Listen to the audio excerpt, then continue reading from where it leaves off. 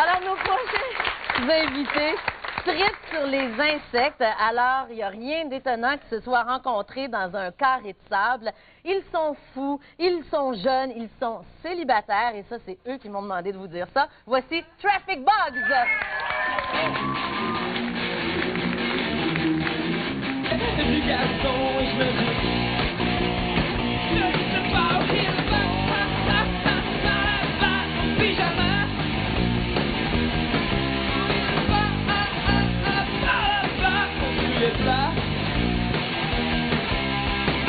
Thématiquement, ils paraissent, on se regarde comme deux cochons. Puis le zombie en colère, et moi, le gardien des eaux, je me dis, je parle par là-bas en pyjama. Par là-bas en pyjama. À cause de ta mère. Si tu manques d'éducation, apprends bien les bonnes manières. Tu retiens bien ta leçon qui oublie, par là-bas en pyjama. Par là-bas, tu es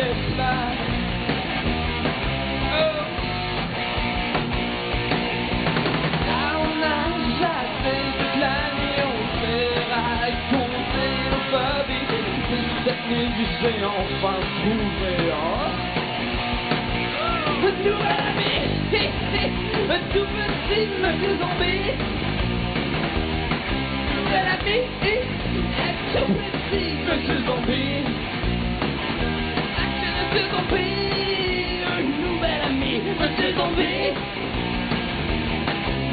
Ami, un nouvel ami, monsieur zombie.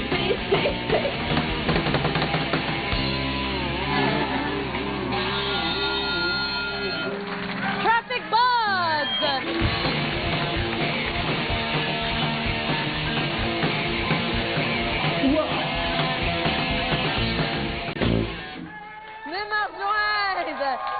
Bugs! Bien, Benoît. Éric. Hey, vous êtes ensemble depuis 4 ans et demi, mais là, les choses vont se concrétiser plus davantage. Oui. Il y a quelque chose qui s'en vient, là, hein? Ça s'en vient pour... Mi-juin, on va sortir un CD avec 11 chansons, moitié français, moitié anglais. Donc, il y en a une qui est moitié bilingue. Ça fait 11 divisé par 2. Ça tourne caché. 7,5. 50 notre tourne. Qui se connaît... Ah, 4,5, un concept ici. Qui se connaissait, puis dès le jeune âge, là, le carré de sable? Nous autres, on jouait dans le carré de sable. On enterrait des fourmis. C'est pas bon pour karma, mais on tuait des fourmis, on faisait des... Mais, OK. Je pense que là, ça vient de nom. Et c'est votre obsession vient de là, des moustiques, des coccinelles, Oui, entre autres aussi, quelques expériences qu'on a eues dans notre adolescence. Ah, OK. D'ailleurs, vous avez plein de tatous de toutes sortes de personnages. Ça, c'est une grenouille, fait que c'est un très mauvais exemple. Ah, d'accord. Exactement. Vous allez faire un lancement au Café Campus, au Petit Campus, en fait, mi-juin. Vous allez voir ça affiché un peu partout. On va jouer avec les Saints, un très, très bon groupe rock'n'roll à gogo. Les meilleurs au monde à Montréal. Ce qui est le fun avec vous autres, c'est que vous avez le sens du showbiz. On adore ça. Et bravo aussi pour votre concept rouge et noir. Merci, chérie.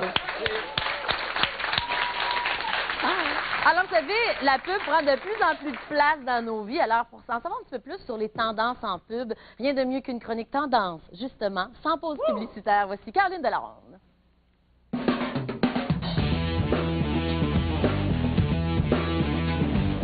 Aujourd'hui, on s'intéresse aux nouvelles tendances dans la publicité. On a décidé de visiter l'agence de pub Diesel dans le Vieux-Montréal.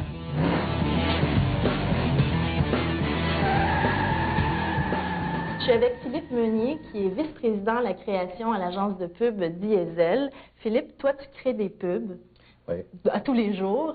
Certaines de celles-ci s'adressent aux jeunes. Quand on crée une pub pour les jeunes, est-ce qu'on s'adresse à eux d'une façon différente que si on les crée pour les parents, par exemple? Pour les jeunes, c'est pas une stratégie vraiment différente. Surtout, ce qui est important, c'est de passer des bons messages, puis surtout de parler le même langage visuel qu'eux. Donc, le langage visuel, si on s'adresse à des jeunes, ça ressemble à quoi? Premièrement, c'est un petit peu drôle qu'on parle de ça parce que depuis peut-être un an, il y a une grosse tendance qui sort beaucoup.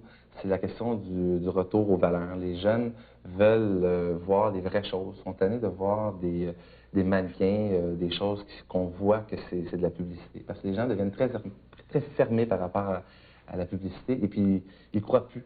Et c'est quoi les valeurs qu'on essaie de vendre aux jeunes? Le réel, la vie.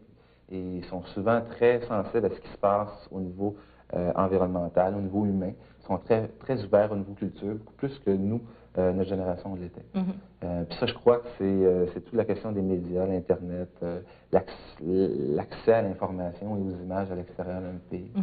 Pour toi, Philippe, la pub la plus réussie, là, si on s'adresse à un jeune, selon toi, c'est laquelle? C'est sûr que en tant que publicitaire, j'aime beaucoup les pubs où il y a un concept et une idée derrière. Donc, ces deux pubs-là, j'aime beaucoup. Parce que, premièrement, il y a une image, je crois, qui parle bien aux jeunes. Il y a la pub aussi de Gap, que je trouve très bien aussi. Je trouve qu'elle détonne beaucoup l'environnement publicitaire à présent. On a décidé de faire un test avec deux jeunes qui vont commenter les pubs, Karine et Jean-Paul. J'aimerais ça que vous me disiez, à tour de rôle, quelle est la pub que vous préférez là-dedans? OK. Attention, s'il vous plaît. Moi, c'est celle-là. OK. Parce que je trouve que ça fait... il y a plein de surprises dans la vie est inattendue. J'aime le côté dynamique. Pour toi, Jean-Paul, c'est quoi ta pub préférée? De mon côté, c'est celle-là ici.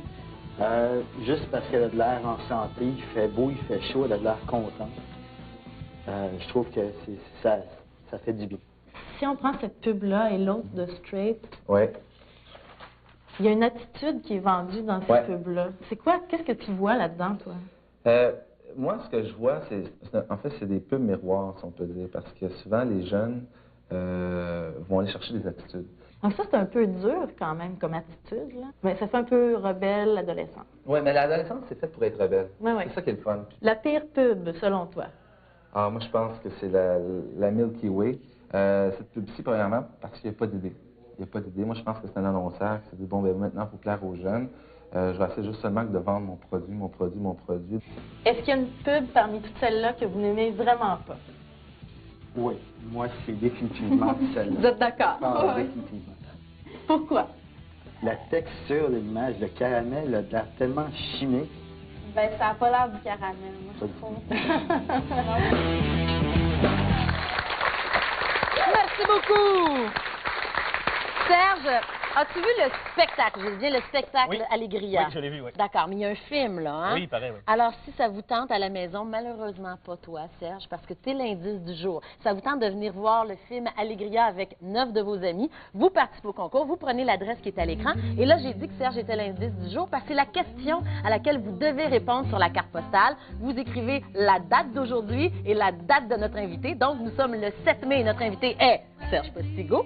Et vous nous laissez aussi vos coordonnées. Et vous nous envoyez ça avant le 18 mai. Donc, vous faites très vite et on va faire des piges. Et pour les gens en studio également, on va vous offrir des disques. Vous contents?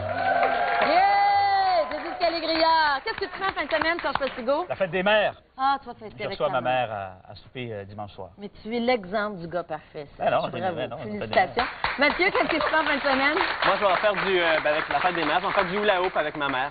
C'est bien ça, c'est bien, vous allez vous garder en forme. La semaine prochaine, on reçoit une autre comédienne, cette fois-ci du téléroman Virginie, la Virginie, Chantal Fontaine. Alors, soyez des nôtres.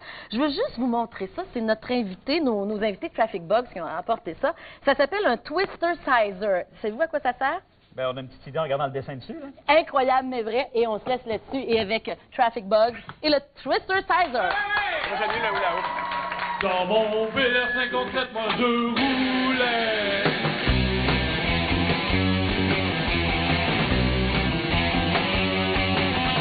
La radio jouait un air que je connaissais. Enfin, j'avais enlevé le toit pour ce jour de mai.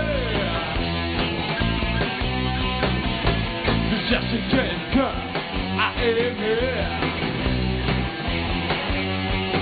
Je me doutais pas, et ce jour-là, du hot dog twist, vas-y grand-papa au drum. Une mine de